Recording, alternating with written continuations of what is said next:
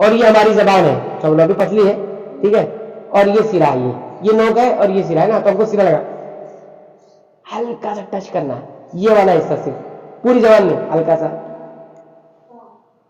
और बिल्कुल हल्का सा टच करके एकदम सॉफ्ट। ये जमीन है, कोई खड़ा हुआ है यहाँ पर, खड़ा है ना कोई, तो ये चलते चलते चलते यहां आगे खड़ा हो जाएगा। देखो ये वाले हिस्से में, किनारे पर, किनारा नहीं मतलब यहाँ पर इतने वाले हिस्से के अंदर, तो ये सिरा कहलाता है। और अगर आगे यहां लटक गया, वो क्या कर दिया, लटक गया, ये देखो लटक गया, तो ये नोक है उसकी, और ये सिरा है। 28, हमको इस 28 हुरूफ को 7 दिन में, कितने दिन में, 7 दिन में, यानी 1 हफ्ते में, 1 वीक में इसके मखरज को सीखना है। तो कितना आएगा 1 दिन में, इसको 28 को हम ज़रब कर देंगे, किससे तकसीम कर देंगे, 7 से, तो कितना आएगा, 7 चौक, हाँ 7 चौक कितना होता है, 7 1 7, 7 2 14, 7 3 21, 7 चौक 28। कितना आएगा 1 दिन में, 1 दिन में कितना आएगा, 1 दिन में 7 चौक 28, 4 हुरूफ। 1 दिन में कितना हुरूफ आएगा, 1 दिन में 28 हुरूफ को 7 दिन में पढ़ना है, तो 1 दिन में कितना हुरूफ पढ़ना पड़ेगा, 4 हुरूफ। 7 चौक 28 होता है ना, तो 4, क्या 4, ठीक है। तो 1 दिन में हम लोग 4 हुरूफ मखरज के साथ पढ़ेंगे, ठीक है, ताकि 7 दिन में हमारा ये मुकम्मल हो जाए। तो पहले दुआ पढ़ लेते हैं ना, रब्बी यस्सिर, ऐ हमारे रब तू आसान कर दे, वला तुअस्सिर, और तू इसे हमारे लिए मुश्किल ना बना, वतम्मिम बिल खैर, और अच्छाई और भलाई के साथ इसे मुकम्मल कर दे।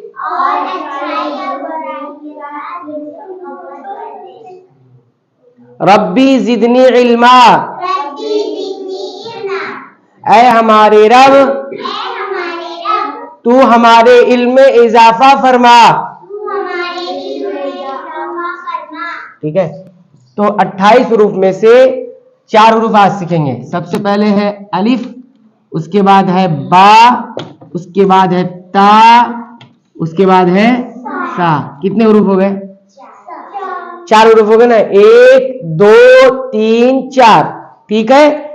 तो हुरूफ को सही तौर पर पढ़ने के लिए, अच्छे अंदाज में पढ़ने के लिए क्या जरूरी है, सबसे पहली चीज जरूरी यह है कि ये हुरूफ कहां से अदा होते हैं, कहां से अदा होते, किस जगह से ये निकलते हैं। उस जगह अगर वो जगह हमें मालूम हो जाएगी तो खुद ब खुद वो हुरूफ हम सही अदा कर सकेंगे, सही तौर पे पढ़ सकेंगे। तो किसी हुरूफ को सही तौर पे अदा करने के लिए क्या जानना जरूरी होता है कि वो कहां से अदा होता है, किस जगह से अदा होता है। तो सबसे पहले हर्फ हमारे पास क्या है, अलिफ। हाँ, अलिफ के बारे में ये बताया था कि अलिफ जो होता है ये दिखने में तो अकेला दिखता है, तन्हा दिखता है, लेकिन है कितने हुरूफ से मिलकर बना हुआ है, ये 3 हुरूफ से मिलकर बना हुआ है। कितने हुरूफ से, 3 हुरूफ से। कौन कौन से, अलिफ, लाम और फा, फिर बराबर ये अलिफ है। अलिफ प्लस लाम प्लस फा इज इक्वल टू अलिफ। ये 3 हर्फ से मिलकर अलिफ, अलिफ, अलिफ, क्या अलिफ, अलिफ। इसको पढ़ते वक्त क्या करेंगे, अच्छा इसका मखरज क्या है अलिफ का, अलिफ 2 तरह से, एक हमजा भी इसको कहा जाता है और एक अलिफ मद्दा भी कहा जाता है। अगर ये अलिफ मद्दा बनकर आएगा, यानी अलिफ उससे पहले जबर है, तो इसको, इसका मखरज क्या हो जाएगा, मुंह का खाली हिस्सा, जैसा कि पहले बताया गया आपको, मुंह का खाली हिस्से से, बा अलिफ जबर बा, तो आ की जो आवाज आ रही है ये मुंह के खाली हिस्से से आ रही है। कहां से आ रही है आवाज, मुंह के खाली हिस्से से।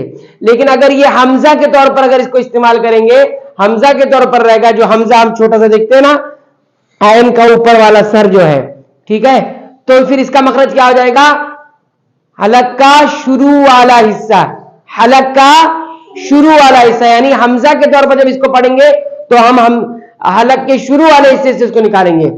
ठीक है, जैसे हमजा, तो हमजा कहां से ज्यादा होता है? हलक के शुरू वाले हिस्से से, अ, और लेकिन ये हुर्फ मद्दा के तौर पर इस्तेमाल होगा, यानी अलिफ और उससे पहले जबर है, तो फिर ये मुंह के खाली हिस्से से ज्यादा होगा।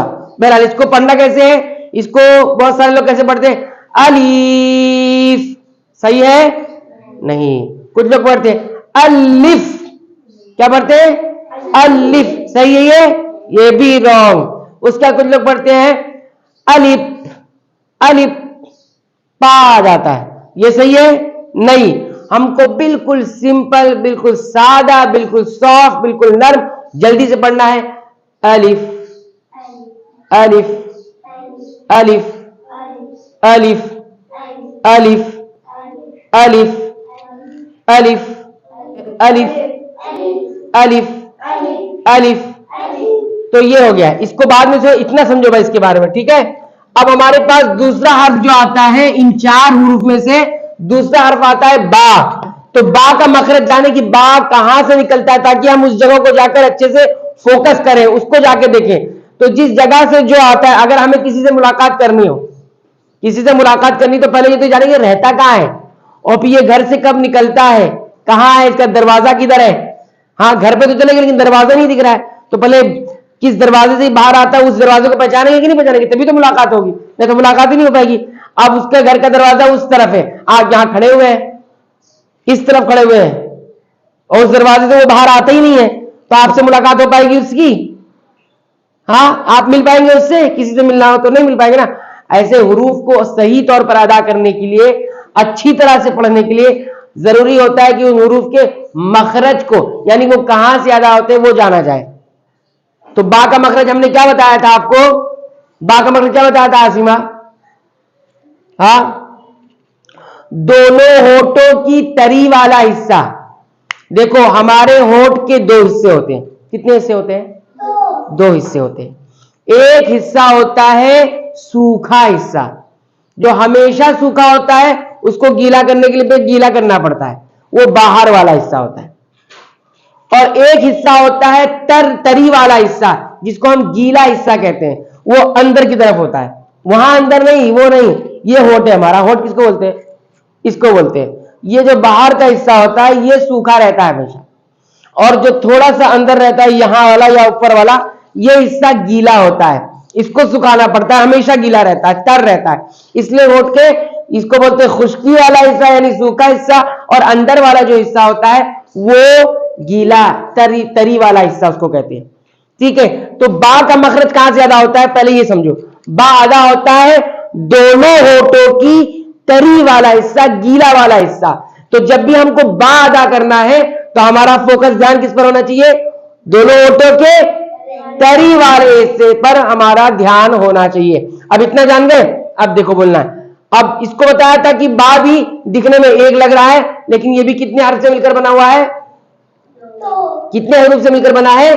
देखो कैसे, एक तो खुद बा है, प्लस फिर यही अलीफ है, बराबर बा। तो कोई ऐसी बा सही होगा? नहीं, खुश्की वाला हिस्सा नहीं, तरी वाला हिस्सा, बिल्कुल नॉर्मल जैसा हमारा होठ रहता है बात करते हुए, तो तरी वाले से बा। बा हम थोड़ा इसको इसलिए खींच रहे हैं क्योंकि इसके अंदर अलिफ मौजूद है, इस वजह से इसको खींच के पढ़ रहे हैं। तो बा, बा, बा। तो अलिफ बता दिया, बिल्कुल सॉफ्ट पढ़ना है, अलिफ, अलिफ। और बा के मेरा बताया, बा बिल्कुल नॉर्मल जैसे रहते हो वैसे, बा, बा, बा, बा। तो बा का मखरज क्या है? दोनों होठों की तरी वाला हिस्सा, ये याद रखो गौर से, दोनों होठों की तरी वाला हिस्सा, तरी का मतलब गीला, गीला वाला हिस्सा, दोनों होठों की तरी वाला हिस्सा। जब भी हम आपसे पूछेंगे बा का मखरज क्या है, तो क्या जवाब दीजिएगा? दोनों होठों की तरी वाला हिस्सा। और जब मैं ये पूछूं कि बा कहां से अदा होता है, तो पूरा जवाब देंगे, बा दोनों होठों की तरी वाले हिस्से से अदा होता है। ठीक है, बात समझ में आ गया? बा, बा, अलिफ, अलिफ, अलिफ, बा। बात समझ में आई इतना? आमीना, बात समझ में आ गई? क्या आई? क्या बात समझ में आ गई? उसके बाद देखो अगला हर्फ हमारे पास। अच्छा, बा के बारे में हमेशा याद रखो कि बा का नुक्ता हमेशा नीचे होता है। बा का नुक्ता एक होता है और हमेशा नीचे होता है। कभी भी बा को नून मत बोल देना। कुछ लोग बा को नून बोल देते, क्यों? सोचते हैं इसके ऊपर भी एक नुक्ता रखा हुआ है। तो याद रखो, बा का नुक्ता हमेशा नीचे होता है। हर्फ के नीचे ही नुक्ता आएगा। जब भी नीचे एक नुक्ता आएगा वो बा ही होगा, कुछ और नहीं हो सकता। ज्यादा अगर कुछ होगा तो वो जीम हो सकता है, उसके अलावा कोई और हर्फ नहीं होगा। जीम का भी नुक्ता नीचे आता है, लेकिन उसकी हर शक्ल अलग होती है। जीम की शक्ल ऐसी होती है, यहां नुक्ता लगा रहता है, ठीक है। लेकिन बा ये हट जाएगा तो ये बा हो जाएगा, ठीक है। बात समझ में आई? याद रखो अशबर, ये याद रखो, अबू कलाम, आमीना याद रखो, बा का नुक्ता ऊपर होता है कि नीचे? हाँ। अब आते अगले हर्फ पर, जिसके ऊपर दो नुक्ता होता है ना। ये क्या बन गया? क्या? नहीं, ता तो है। चलो छोड़ो, पहले ता को समझ लो। ता दिखने में एक दिख रहा है, लेकिन है कितने हर्फ से मिलकर बना है? दो हर्फ से। एक तो खुद ता है, फिर प्लस है, फिर यही वाला अलिफ है, फिर इज इक्वल टू ता।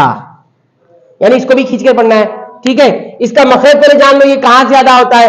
बा के बारे में तो आपने जान लिया कि दोनों होठों की तरी वाले हिस्से से ज्यादा होता है, लेकिन ये किससे ज्यादा होता है तो ये जान लो। इसमें हम जब कितनी चीजों पर ध्यान देंगे? दो चीजों पर ध्यान देंगे। बा में तो सिर्फ दोनों होठों की तरी वाले हिस्से पर ध्यान दे रहे थे, लेकिन ता को अदा करते हुए हमको दो चीजों पर ध्यान देना है। कितनी चीजों पर? दो चीजों पर। दोनों चीज हमारे मुंह के अंदर है। कहां है? मुंह के अंदर है, ठीक है। पहली चीज क्या है? जबान की नोक। जबान की, मान लो ये हमारी जबान है, ऐसी रहती ना जबान, तो ये जो हिस्सा है ये नोक है। क्या है? नोक है। इस नोक पर ध्यान देना है। इस नोक को हमें कहां लगाना है? सनाया ओलिया की जड़ में। सनाया ओलिया किसको बोलते हैं? ऊपर के दो दांत। ये दो दांत जो दिखते हैं ना, ऊपर के जो दो बड़े दांत होते हैं, सबके बड़े होते हैं, छोटा किसी का नहीं होता, ठीक है। नॉर्मल दांत से वो बड़े होते हैं, सामने होते हैं, और ऊपर के दो। तो उन दोनों दांतों की जड़ कहां है? उसमें इस जबान की नोक को जाके लगाने का है। जड़ कहां होती है? जहां से दांत शुरू हो रहा है ना, जहां से दांत निकलता है, यहां ऊपर से तो नहीं, कैसे नहीं, ऐसे निकलता है ना, ऊपर वाला दांत इधर से निकलता है, तो जहां दांत शुरू हो रहा है वो जड़ कहलाता है। गोश्त का हिस्सा और जहां दांत का आखिरी हिस्सा, उसके दरमियान में हमें जबान को लगाना है। जबान की नोक को, सिरे को नहीं, नोक को, ठीक है। जबान की नोक और सनाया ओलिया की जड़, यानी ऊपर के दोनों दांतों की जड़। तो क्या अदा होता है? ता। लगाओ वहां पर, ता। नीचे नहीं, अंदर लगाना, अंदर की तरफ। यहां लगाओगे तो नहीं अदा होगा, अंदर की तरफ। ये हमारा समझ लो दो दांत है ना, ये दो दांत, ये मुंह का ऊपर वाला हिस्सा, ये दो दांत दिख रहा है, ठीक है। और ये जबान की नोक, तो जबान ऐसे ले जाओ, ये इधर लगाओ, ता, ता। अंदर की तरफ, अंदर की तरफ। ये सिरा हो गया दांत का, ये वाला हिस्सा सिरा हो गया। ये जो गोश्त के पास वाला जो हिस्सा होता है वो कहलाता है दांत की जड़, सनाया उलिया की जड़। ता, ता। अच्छा, इसको कोई ऐसे नहीं बोलेगा, प, वो दूसरा हो जाएगा। ता बिल्कुल बारीक बोलेंगे, ता। तो अब मैं पूछूंगा ता का मखरज क्या है, तो क्या जवाब होगा? जबान की नोक और सनाया ओलिया की जड़। सनाया ओलिया ऊपर के दो बड़े दांत को कहते हैं, और सनाया सुफला नीचे के दो दांत को कहते हैं, ठीक है। बात समझ में आई? ता, अलिफ, बा, ता। समझ में आ गई इतनी बात? अलिफ का मखरज क्या बताया था? दो है। अगर उसको हमजा बोलेंगे तो हलक का शुरू वाला हिस्सा, हुरूफ मद्दा बोलेंगे तो वो मुंह का खाली हिस्सा। बा का मखरज क्या बताया? दोनों होठों की तरी वाला हिस्सा। ता का मखरज क्या बताया? जबान की नोक और सनाया ओलिया की जड़, नोक और जड़, नोक और जड़। ता, ये देखो ये दांत हो गया, 2 दांत, ये जड़ है इसकी, ये मेरी जबान है। ता ता ता ता, आई बात समझ में? अब आखिरी हर्फ, चौथा और आखिरी हर्फ वो है सा। सा दिखने में तो अकेला लग रहा है। अच्छा, ता का नुक्ता हमेशा, ये भी याद रखो बच्चे लोग, बा का नुक्ता जैसे बताया एक होता है और नीचे होता है, तो वो बा रहेगा। और ता का नुक्ता 2 होता है, ऊपर होता है। कुछ बच्चे क्या करते हैं, ता को कभी या बोल देते हैं, या को कभी ता बोल देते हैं, क्योंकि वो जानते हैं कि या के पास भी 2 नुक्ता होता है, लेकिन उनको ये फर्क नहीं मालूम होता है कि भाई या का नुक्ता तो नीचे 2 होता है और ता का नुक्ता ऊपर 2 होता है। तो ता का ऊपर या का नीचे, ता का ऊपर या का नीचे, याद रहेगा ये? ता का नुक्ता ऊपर, या का नुक्ता नीचे, ता का ऊपर या का नीचे, याद रहेगा? ऐसे याद रखेंगे तो याद रहेगा, नहीं तो भी कभी ता को या बोलेंगे, या को ता बोलेंगे, है कि नहीं? याद रखो। तो 2 नुक्ता ऊपर होगा तो आमीना क्या होगा? ता। 2 नुक्ता नीचे होगा तो क्या होगा? हाँ, सा। या ता का हो। अब आता है सा। जिस तरह हम ता के मखरज पर 2 चीजों पर ध्यान रखे थे, कौन कौन चीजों पर था? जबान की नोक और सनाया ओलिया की, सनाया ओलिया की जड़। ये याद करने के लिए छोटा वर्ड बनाया गया ना, तो फिर ऐसे बोलेंगे ऊपर के दोनों दांतों की जड़। कितना बड़ा हो गया? जबान की नोक और ऊपर के 2 बड़े दांतों की जड़ से ता अदा होता है। कितना लंबा हो गया? और सिंपल से बोलेंगे तो क्या? जबान की नोक और सनाया ओलिया की जड़। तो सनाया ओलिया बोल दिए तो सब समझ में आ गया कि ऊपर का 2 दांत है, बड़ा दांत है और जड़ है ना? इसलिए याद करने के लिए। अब सा का मखरज, इस पे भी 2 चीजों पर ध्यान देना है, लेकिन यहां पर 2 चीजों पर क्या ध्यान देना है? सा, पहले तो देख लो, सा देखने में अकेला है और इसके ऊपर 3 नुक्ता लगा हुआ है। तो पहले ये सा है, फिर उसके बाद अलीफ है, क्या है? फिर ये बना है सा। सा प्लस अलीफ इज इक्वल टू सा। इसको भी खींचकर पढ़ना है। इसका मखरज क्या है? हाँ बताओ। जबान की नोक नहीं है मेरे भाई। मेरे भाई जबान की नोक, जबान का सिरा। जबान की नोक और सिरा में क्या फर्क है? जबान की नोक एकदम सामने होती है और सिरा ये होता है। देखो ऐसे मान लो कोई ये जमीन है, हम लोग यहां पर एक समझ लो कोई खड़ा हुआ है, यहां पर खड़ा है ना कोई, तो ये चलते चलते चलते यहां आगे खड़ा हो जाएगा। देखो ये वाले हिस्से में, किनारे पर, किनारा नहीं मतलब यहां पर इतने वाले हिस्से के अंदर, तो ये सिरा कहलाता है। और अगर आके यहां लटक गया, वो क्या कर दिया? लटक गया। ये देखो लटक गया, तो ये नोक है उसकी और ये सिरा है। तो ये वाला हिस्सा जबान का, ये वाला हिस्सा कहां लगाना है? सनाया ओलिया के किनारे में। सिरा को कहां लगाना है? किनारा। किनारा ये है ना? किनारा है कि अंदरूनी किनारा है? क्या लिखा है? जबान का सिरा, सनाया ओलिया का किनारा। अब तो जड़ था उसमें और इसमें क्या है? किनारा है। तो हल्का सा उसमें टच करना है। देखो अब मैं बता रहा हूं, ये मान लो हमारा सनाया ओलिया है 2, ठीक है, और ये हमारी जबान है, चलो अभी पतली है, ठीक है, और ये सिरा है, ये नोक है और ये सिरा है ना, तो हमको सिरा लगा हल्का सा टच करना है, ये वाला हिस्सा सिर्फ, पूरी जबान में हल्का सा, और बिल्कुल हल्का सा टच करके एकदम सॉफ्ट। सा, सुनो, सा सा सा सा, जबान का सिरा और सनाया ओलिया का किनारा, सा, बिल्कुल सॉफ्ट अदा होता है। इसको अदा करते वक्त सीटी की आवाज नहीं आना चाहिए। सा सा सा सा, नीचे का दांत नीचे रहने दो, उसका कोई दखल नहीं है, सिर्फ जबान पर ध्यान देना है, सिरे पर और जबान का और ऊपर के दांतों की जड़ किनारे पर। रा अलिफ अलिफ अलिफ, बा बा बा, ता ता ता, सा सा, सीटी के बाद आना चाहिए, सा सा, अऊज़ु अऊज़ु, अलिफ से अऊज़ु बिल्लाहि बिल्लाहि बिल्लाहि, नस्तईन नस्तईन, ता नस्तईन नस्तईन नस्तईन, कल फराशिल मबसूस मबसूस। इसमें ता भी आ गया, ता भी आ गया, बा भी आ गया, अलिफ भी आ गया। 4 हुरूफ आज कंप्लीट, एक दिन हो गया। अब हमारे पास बचे हैं 6 दिन।